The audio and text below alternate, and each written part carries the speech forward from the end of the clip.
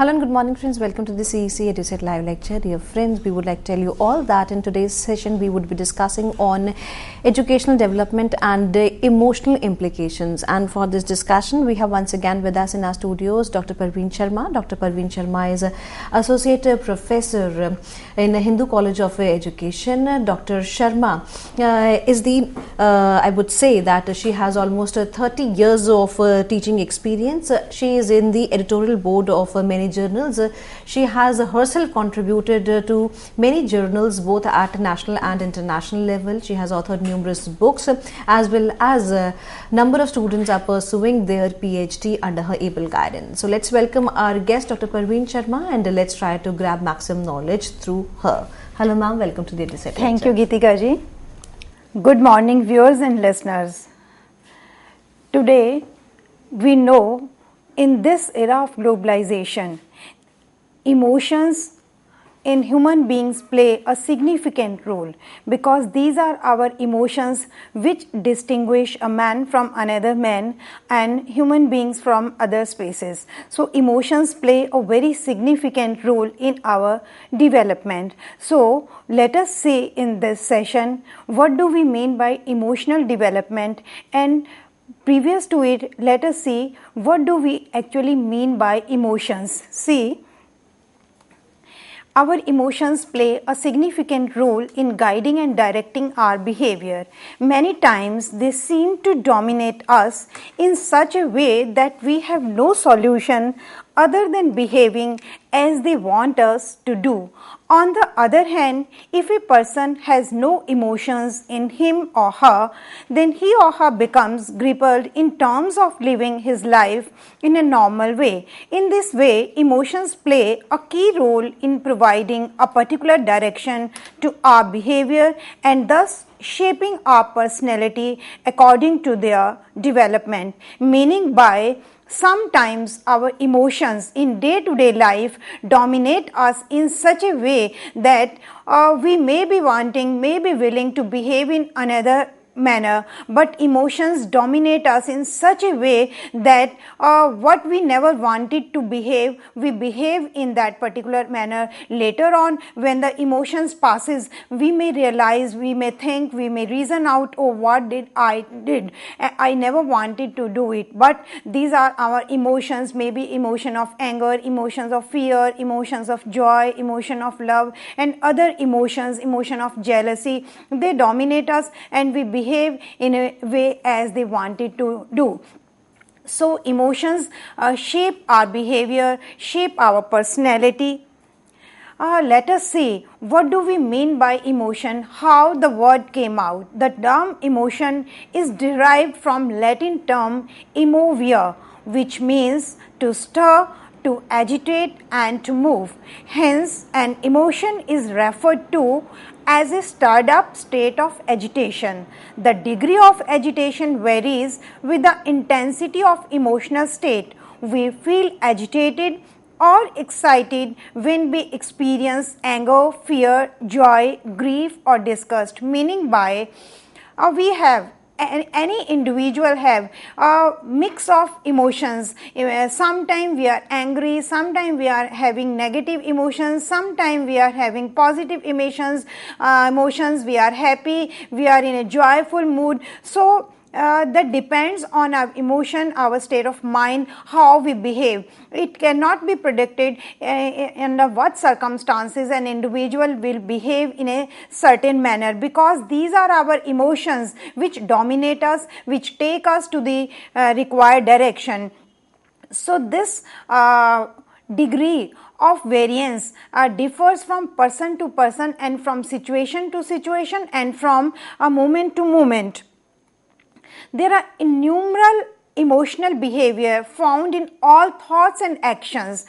Suppose we are performing any action, in that action, in any thought, there are so many emotions which are mixed up. An emotional state consists of feelings, impulses, physical and psychological and physiological reactions. A feeling is the experience of pleasantness or unpleasantness.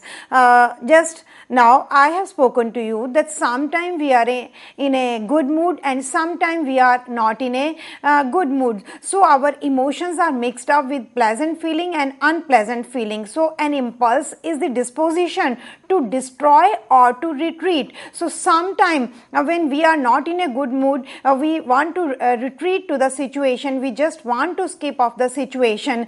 And physiological components refer to the actual body movements. So our body movements depend on our emotions, what are lying behind our mind, what we are thinking. Because if we have no emotions, then if we have no heart, we cannot think and we cannot behave in a desirable manner. So these are our emotions or our thoughts or our reaction, what is lying there behind those actions, those behavior, how we think and how we respond to the situation.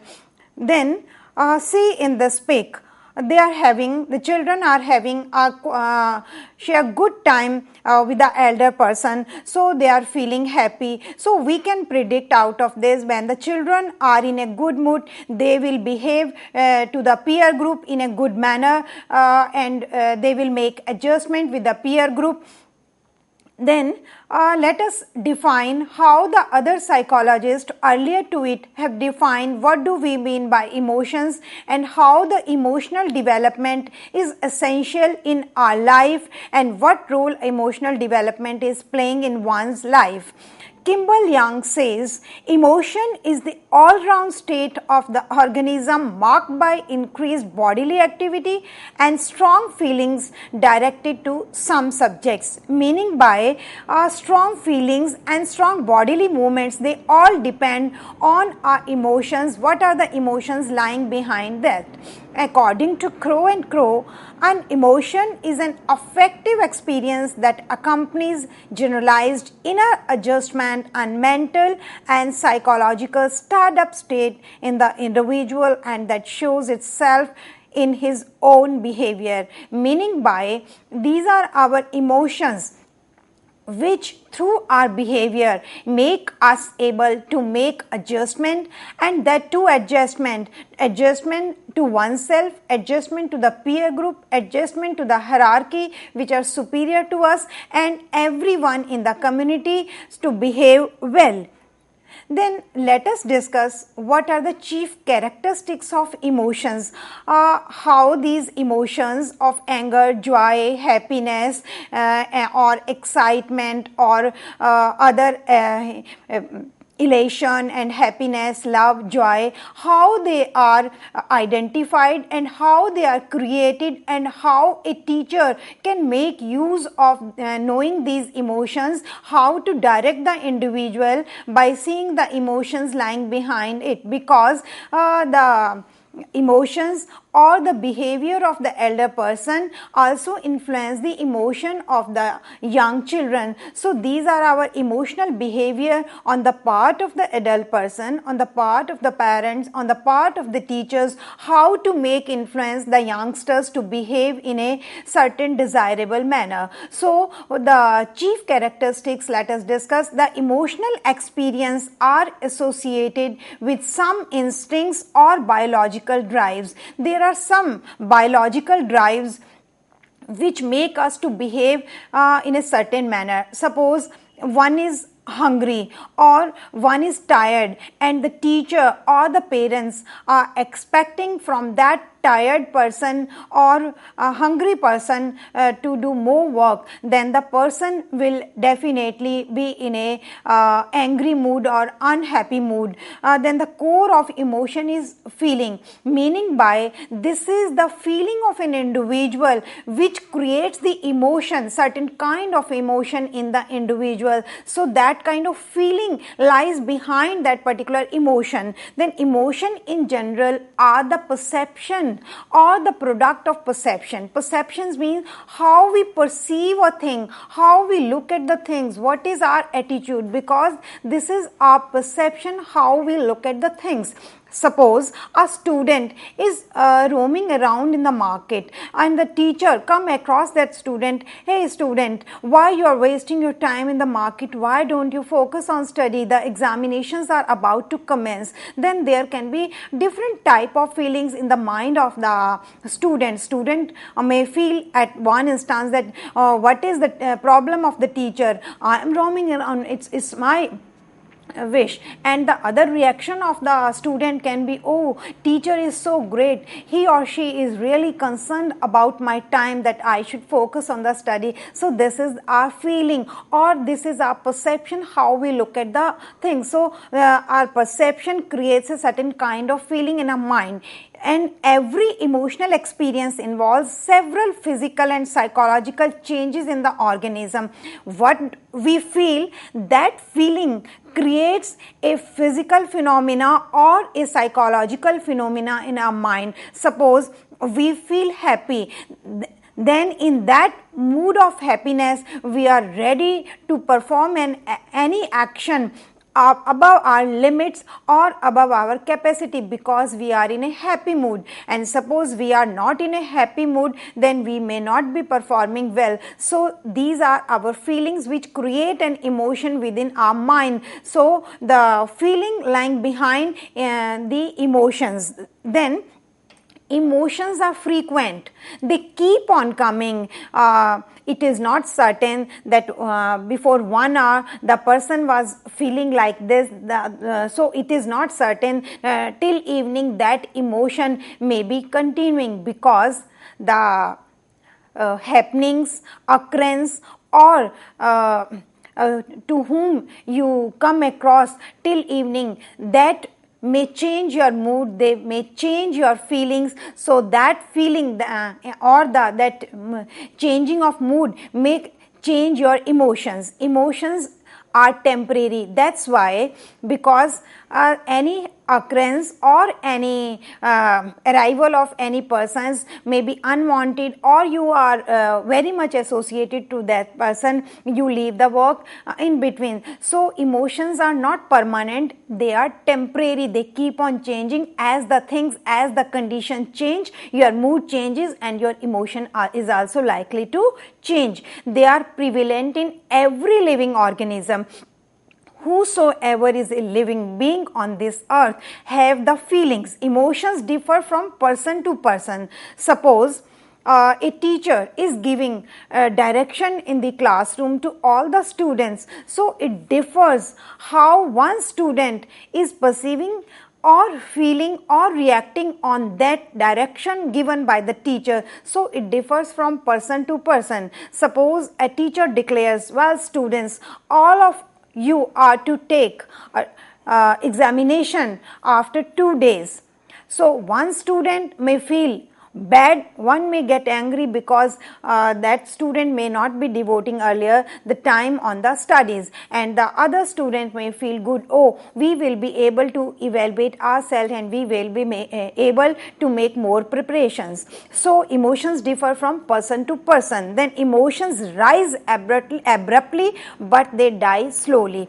For example, on any situation or any remark, one gets angry. So that anger comes abruptly, comes instantly. But when later on, when after passing the moment, if one himself or herself meditates upon the things, why I got angry, I should not have done like this, but that emotion within the individual dies slowly, it takes time. Or the other person maybe senior in a hierarchy or in your peer group or your loved ones just guides you, oh, you should not be angry on such trivial things and calm down. But that calm down situation comes slowly. So the anger or any emotion rise abruptly, but it takes time to die that emotion slowly. Emotional expressions in early childhood are intense,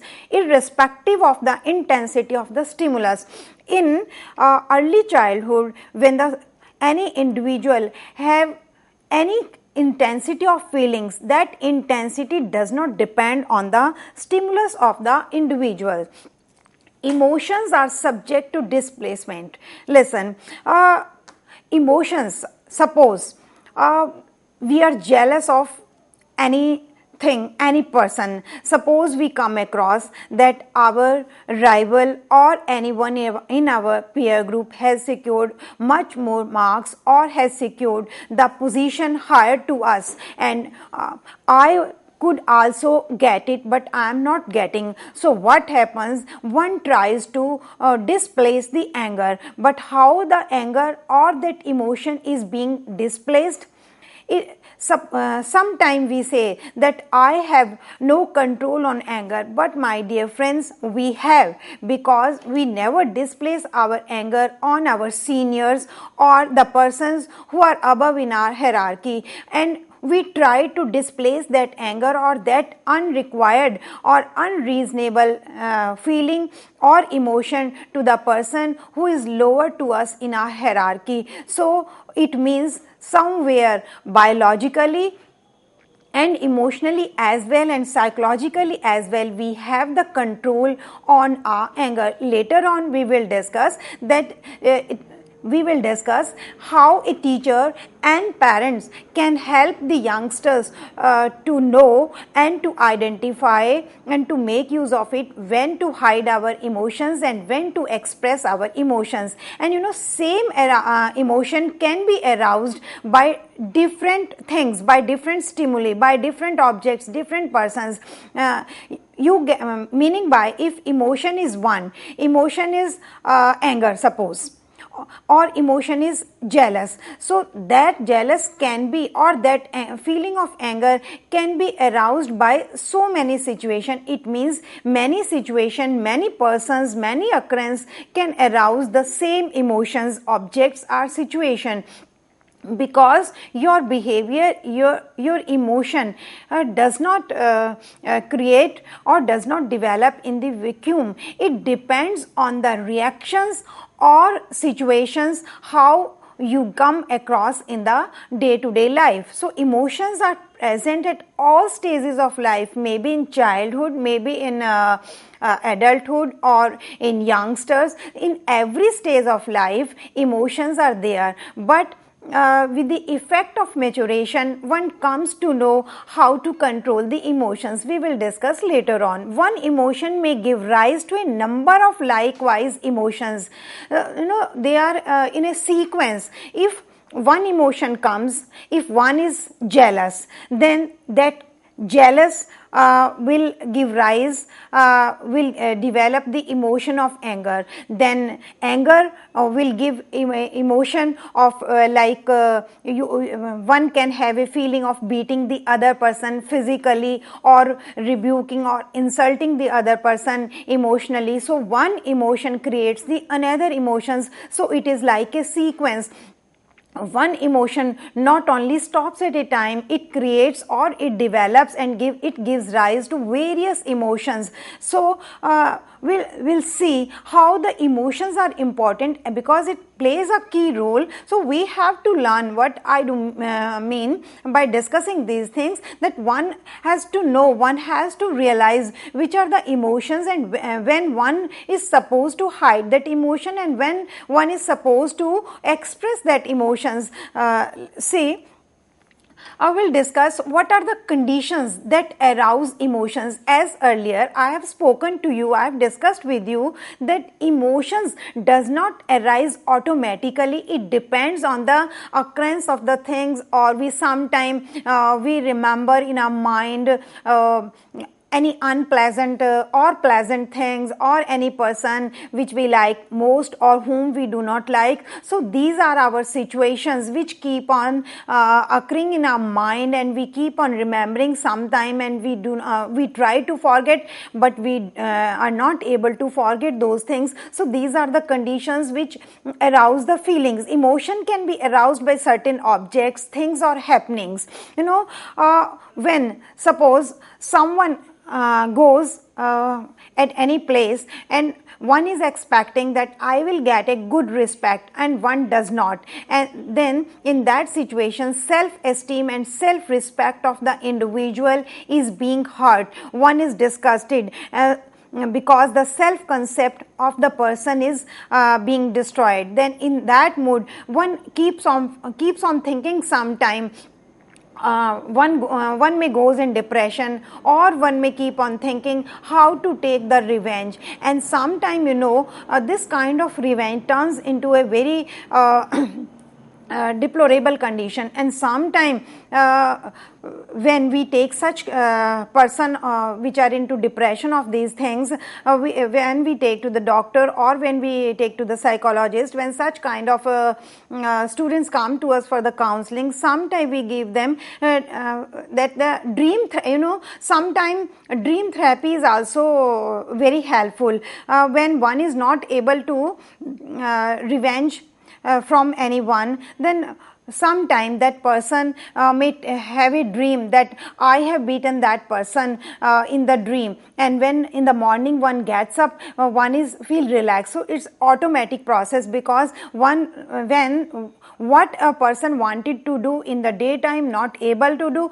then there comes the dream. So it is very difficult to discuss on the dream therapy, how the dreams come, but sometimes we ask for the catharsis to such persons. To give catharsis, I'll discuss later on also. Through this process, we just ask the individual who is in such kind of depression state that to just give out those pent up feelings, so that you may feel relaxed. So in this pic you see when the adult person is giving time to the youngsters one, so it can be predicted that such kind of a child when go in the society will behave in a desirable social manner, and the emotional behavior of such a child who is getting affectionate behavior at home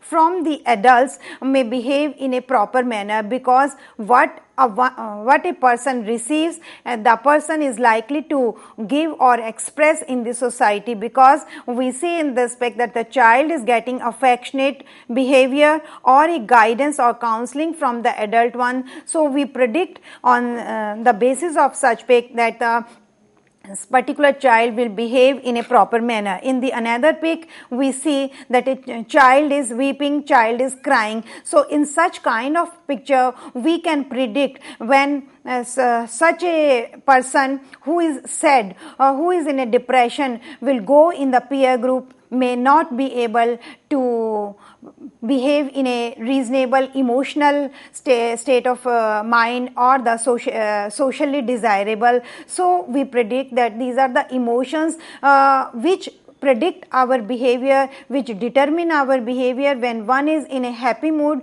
may behave in a happy manner. When one is sad, may behave in a sad manner. So other conditions are aroused by happenings or circumstances that enhance the gratification of a person's needs or the realization of his or her goals.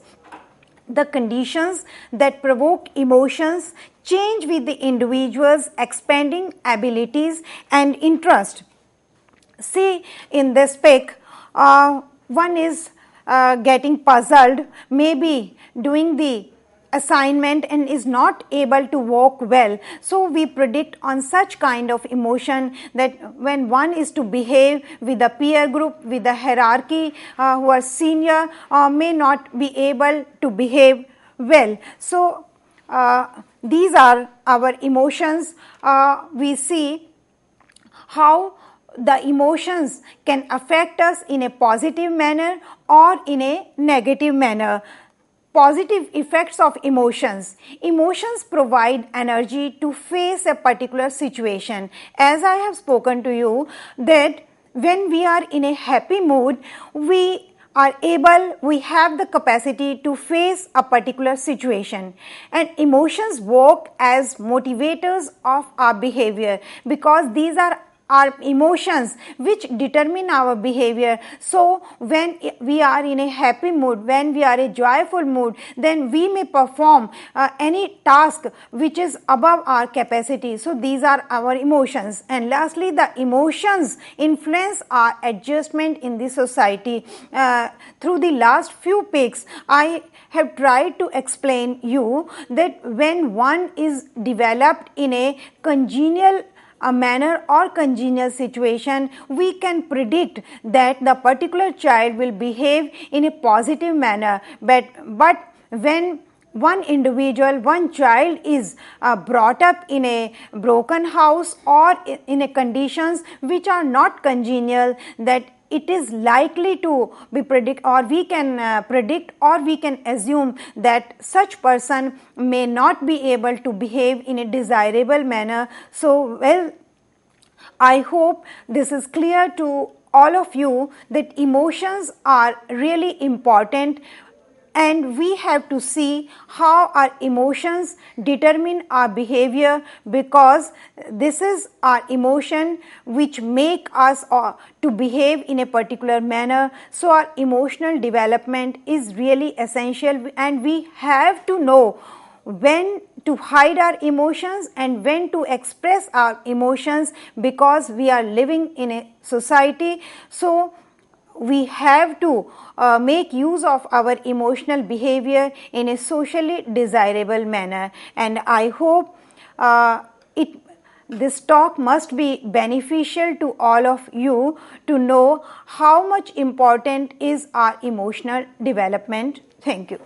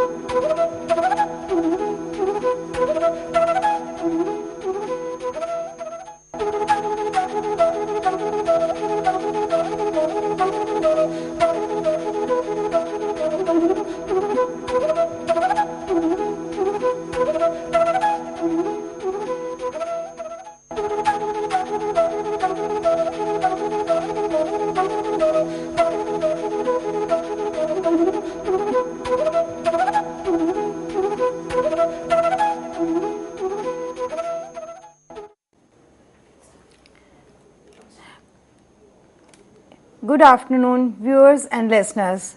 In this session, we'll discuss what is the negative effect of emotions and what are the educational implications of knowing emotional development, how a teacher can help the children, the students in the class to identify their emotional development and how to make use of such knowledge. First, we'll discuss what is the negative effect of emotions.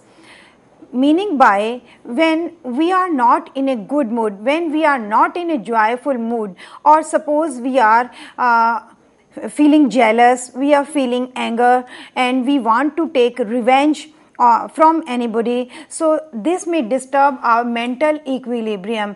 Suppose one is angry or one is feeling jealous from his or her peer group, then in that state of mind, one may take a step which was not required, or later on when the moment passes, one individual may realize why I did so, why I rebuked my friend. But in that state of mind, one's mental equilibrium is disturbed and one is not able to control the emotions. So that way we say that emotions are important, but this is the the negative effect of emotions because it disturbs the mental equilibrium of an individual, and one is not able to know how to behave, what to say. So this is to be realized by any individual, and it disturbs the thinking and reasoning of an individual. When the anger comes or when any negative emotion comes, the individual may stop thinking and reasoning. As soon as we are having any negative emotion in ourselves, at the same moment our feeling of thinking and reasoning goes out, it vanishes out, and one is not able to realize what to say, what not to say, and how to behave, because man is a social animal. So we are living with the other person. We have to realize, we have to know what is desirable manner and what will hurt the other person. If we want that our self-respect and our self-esteem should be maintained, then at the same time we have to realize that self-esteem and self-respect of other person is equally important. Even in the class or even in the counseling session, I focus on this. Well, students, when a teacher is teaching in the class, it is not the teacher who has his or her self-respect. It is more important because the children or the students whom you are teaching, they have their self-respect. So you can rebuke the students for not studying, for not focusing, but you have no right to make use of satirical language because it disturbs the mental equilibrium or mental state of the students. So we are not supposed to disturb or destroy the self-respect of the children in the class or students in the class whom you are teaching, because teacher is not only having the self-respect, students whom we are teaching, they also have their self-respect, and we are not to hurt their self-esteem. See, in this pic, a child is not able to focus on the study. Maybe we can presume through this pic that the task is difficult, or the teacher might have rebuked, or the child is having peer pressure. So many feelings are lying behind it, and we can predict or we can assume that the child is not able to have the emotional equilibrium. Then influence of maturation and learning on emotion. According to Watson, a child used to play with a rat, but when accompanied with horrible noise, child grew afraid. Meaning by this is the emotion, this is the feeling associated with any happening which creates an emotion. Suppose we are sitting anywhere and there is lying something, we think that a rope is lying, but suddenly someone comes, oh, snake is there. Then earlier we were sitting for 1 hour and we were not afraid, but as soon as the feeling of fear was attached to that rope, oh, snake is there, then the emotion of fear comes in our mind. So this is the emotion which is attached with a situation or with any object or with any person. So maturation, when we mature, our emotional state is likely to influence. That's why we ask the suppose there is a clash between the young ones and the senior ones, or we expect or we assume from the senior one that you are mature, you are elder, you must realize they are the children, they do not know how to control their emotion. So from this sentence we can presume that adult person is more able due to maturity, more able to have control over the emotion, and moreover our learning, our education, our training is also important. It helps us to have control over the emotions. How the emotions develop, what is the emotional pattern? A famous psychologist Brace has made an extensive study of emotions of babies ranging in age from birth to 2 years. She noted that the emotional response of the newborn is undifferentiated excitement. By the age of 3 months, the general excitement is differentiated into distress if the situation is unpleasant, and into delight if the situation is pleasant one. Between 3 to 6 months, the distress further becomes differentiated into anger, disgust and fear. At the age of 6 months, delight channel into more specific reactions of elation and affection. Jealousy appears by about 18 months of age, between the age of 18 and 24 months. Joy further differentiates from elation and affection. Now, I'll discuss with you what are the factors which are lying behind the emotional development at school or at home. Lack of security. You know, both of the parents are working these days. If in the home child is not feeling secured, child may be emotionally disturbed, and at the same time, if child or any student is not feeling secure in the class or in the school or the institution premises, then it spoils his or her emotional balance. Then economic disparity. These days we focus on inclusive education. If a child is many children are sitting in the class who are from different background, so sometime it happens that economic disparity among the students create some sort of emotional disturbance in the mind of the students. Then faulty methods of teaching. Sometime a teacher may use the methods or the examples or the illustration which may hurt the one group or the any ethnic group or any person or any group of students who belong to different region, belong to different culture. So sometimes the wrong illustrations may also disturb the students. These days we focus on multilingualism and multi-regionalism, so we have to be very cautious while giving the examples or illustration through our teaching method, because we are not to hurt any group, may belong to any region or any language or any community. Then fearful atmosphere in school. These days the system of education has been changed from teacher oriented to children oriented. We have focused everything on the needs of the children, because these days we say that teacher is not an instructor, teacher is a facilitator, teacher is a manager, teacher has to facilitate the things for the students, teacher has to manage the things for the students. Emotionally unbalanced teacher. Sometime I am sorry that the teachers, they try to displace their emotion in the class, their frustration in the class, so it should not be there, because they copy, students copy their teacher. So teacher has to be emotionally balanced so that teacher can behave as a role model before the students. Then traditional concept of discipline. Earlier it was there that strict discipline used to be prevalent, but these days that kind of harsh discipline is not accepted. So we have to see that this is our discipline mode which influence the emotion of the students. Poor physical condition in school. Sometime the physical conditions are not appropriate in the school or maybe in the home, that it disturbs the emotional balance of the children. Then disregard of individual differences. We know that everywhere, maybe in rural area, maybe in urban area, maybe senior class or maybe junior class, students from individual differences are sitting there.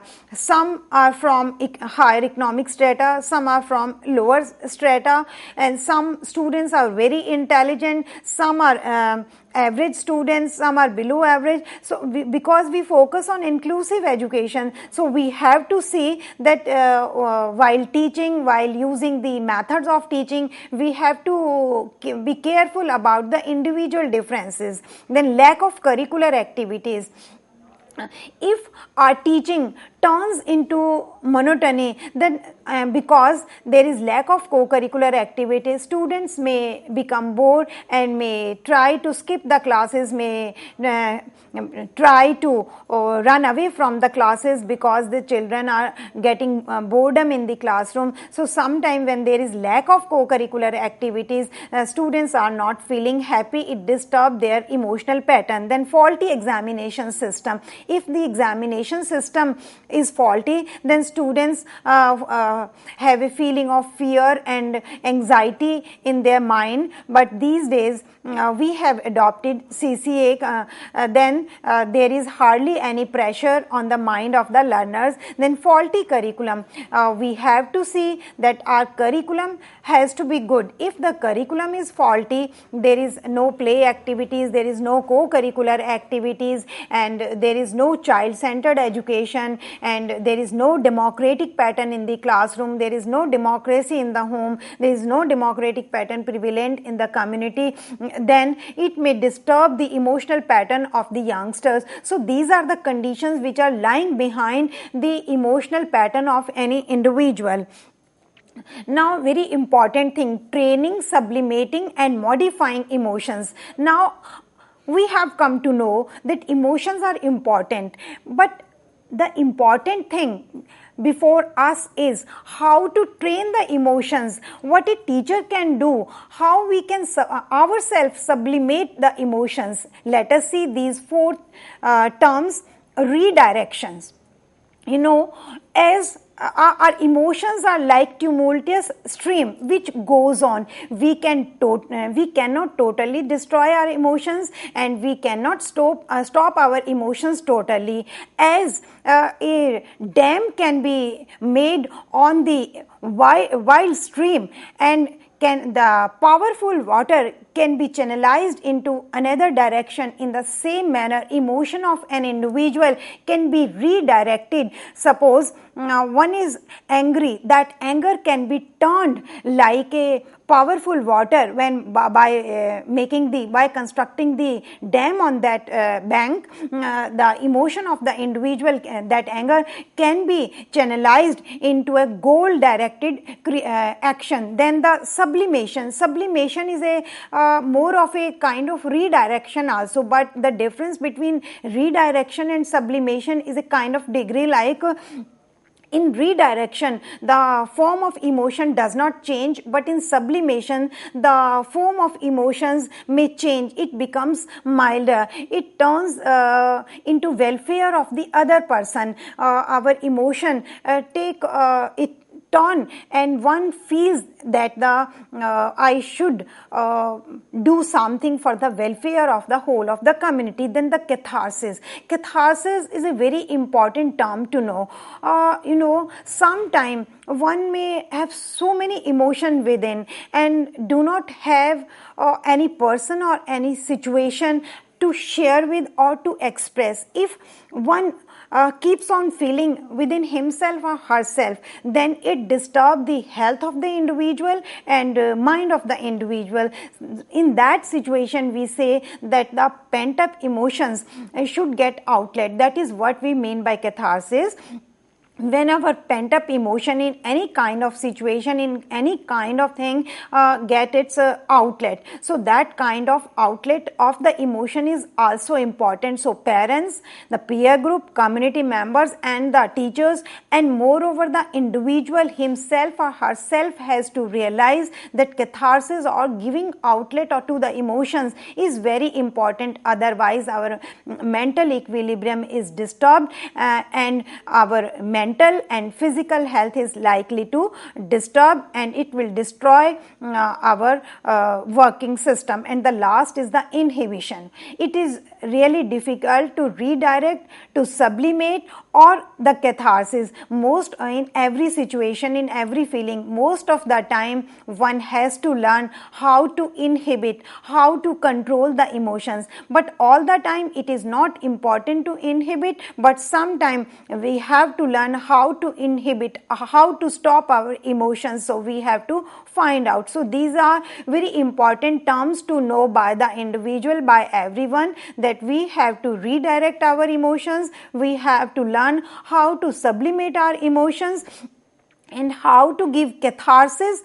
Teacher has to help the individual how to give catharsis. Suppose in the classroom, one of the students or many students, they are not taking interest in the studies. So it is important for the teacher to give time to such students and make case study and ask the previous day's happenings, what happened, why you are sad. If the student is not ready to share the things in the group, then the teacher may give proper time for the counseling and guidance of such students, and create a situation and tell that student that I am not going to share with anyone, and you are comfortable, you please tell me what happened other day, because previous day you were quite well, now you're sad, what happened. This way, when student is free, when the child is free to share with the teacher, teacher can also give proper guidance and counseling. So this way, catharsis of the emotion is really important, and one individually himself or herself also has to realize and make note of it, that one has to give catharsis. And the last is the inhibition. Then one has to learn when to and how to stop our emotions which are not good for our health. Then there is one more term, emotional maturity. What is emotional maturity? We say that an adult person or a matured person has to behave in a required manner. Emotional maturity is that characteristic of emotional behavior that is generally attained by an adult after the completion of his or her adolescence period.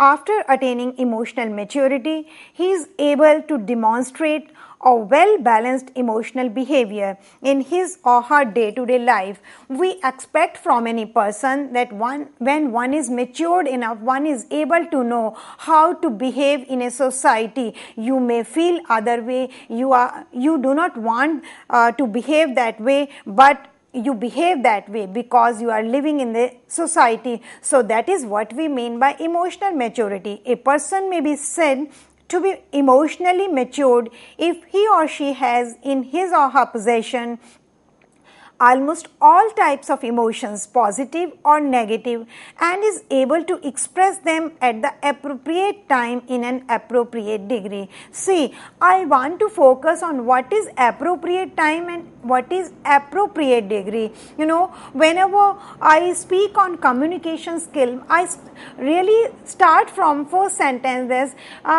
You have to know when to keep your mouth shut and when to open your mouth, meaning by sometime to keep your mouth shut is a part of communication skill, because you have to understand where you have to hide your emotions and where you have to express your emotions. So we expect from an mature, emotionally matured person that will be having emotions of a different kind, but comes to know when and where to hide those emotions, because we are living in a society. We are concerned with others also, with the welfare of the other persons also. We are not self-centered, and so we have to take care of the feelings of other persons also. How can we come to know that one individual is emotionally mature? Almost all the emotions can be seen in him or her. In matured person, there may be a feeling of anger or jealous, but one tries to control then expression of emotions in a socially desirable manner and is able to control emotions, meaning by when one is matured will be able to hide the emotion and has the capacity to perceive things in their real perspective. Sometimes the hidden meaning of any sentence or any situation is somewhat different. Suppose you rebuke your children, or you in a strong voice you ask your children, you ask your students, why don't you study? It means you want the welfare of those students, those children. It means one has to realize what is the emotion lying behind it, can take decisions by using his or her own thinking and reasoning skills. When one is emotionally matured, can make the use of his or her own reasoning and thinking.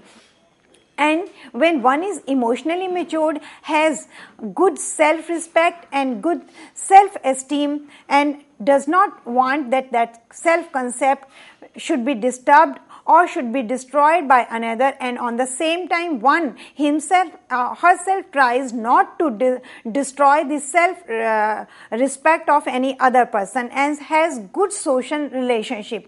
When one is emotionally mature, has good relationship in the society, because we are not living in a vacuum, we are living in a society. So emotionally matured person will come to know how to behave in a society, able enough to judge when to hide emotions and when to express emotion. Now there is one more concept, that is emotional intelligence. What is emotional intelligence? That is what we mean by it. Emotional intelligence is the product of one's heredity and environment. This term was introduced in 1990 by American University professor Dr. Jane Mayer and Dr. Peter Salovey in their attempt to develop a scientific measure for knowing the differences in people's ability in the areas of emotions. However, the credit goes to American psychologist Daniel Goleman in 1995. What do I mean by it? That the emotional intelligence is a concept which should be known by everyone.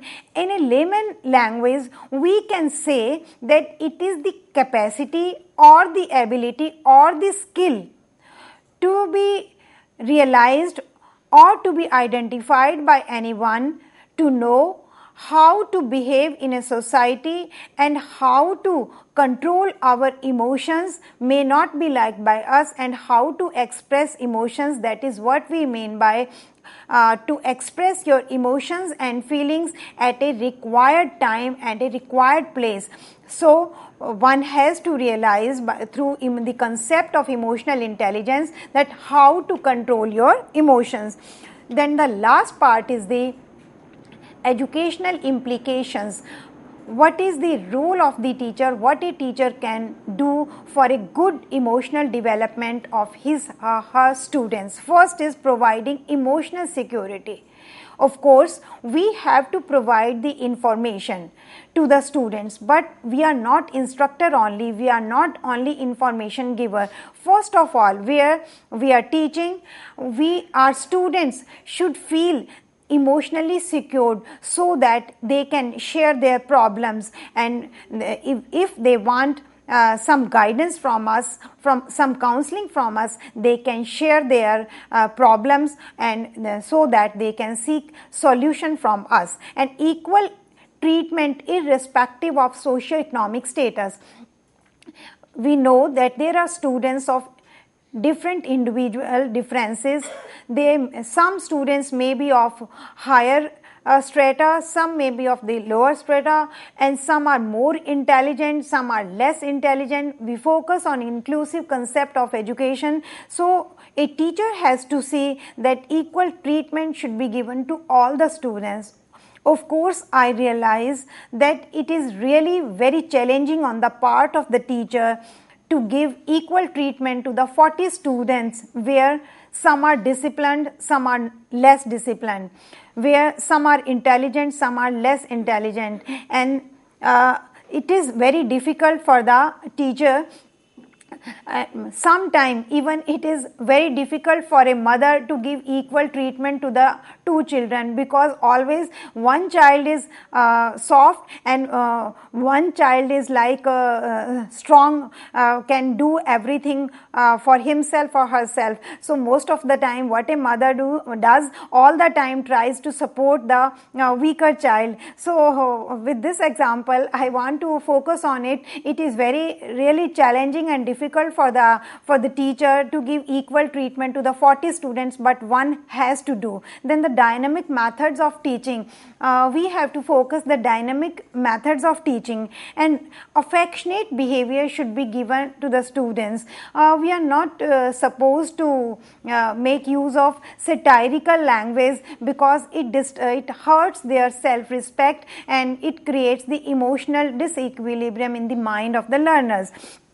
Then if we want that our students must be emotionally well balanced. So before that, a teacher has to show role model. He has to or she has to show in the classroom while teaching that one is emotionally balanced, is not getting angry on the slight indiscipline on the part of the students, or if they have not completed their work, if they have not secured good marks. There are various other ways of asking them for better performance. So teacher is not supposed to get angry on the small things, because you have to show as a role model due regard to individual differences and creative and democratic concept of discipline. See in this pic how in a play school a teacher is showing equal treatment and how they are emotionally well balanced, or